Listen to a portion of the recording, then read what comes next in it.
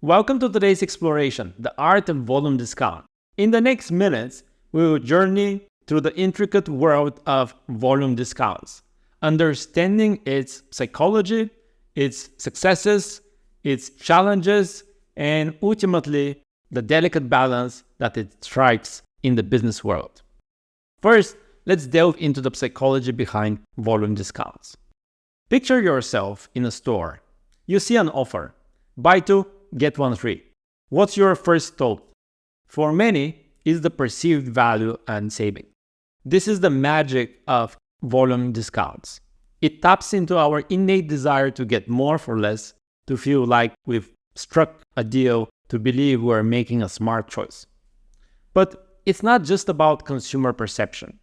From a business perspective, volume discounts are a strategic tool.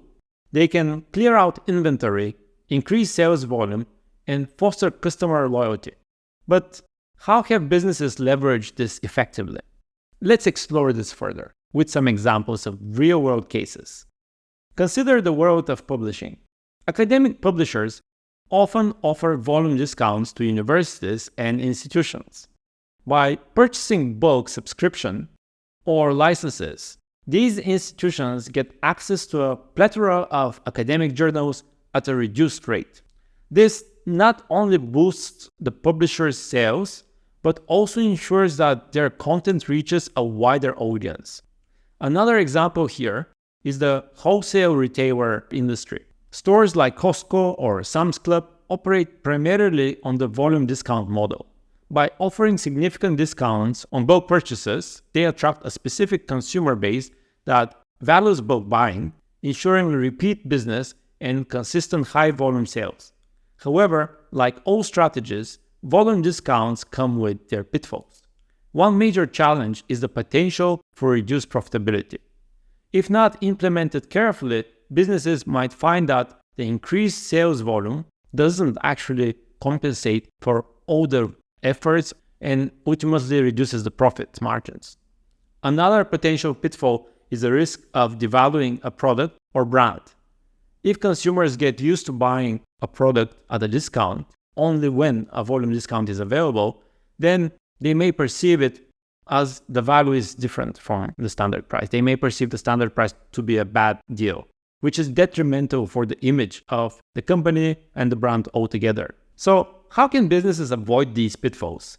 The key lies in understanding the market and the cost structure. Before offering a volume discount, businesses must ensure that the reduced price still covers the cost of production of these items and leaves room for at least some profit. Additionally, volume discounts should be used with great care and not so frequently, so that they don't become the expected norm.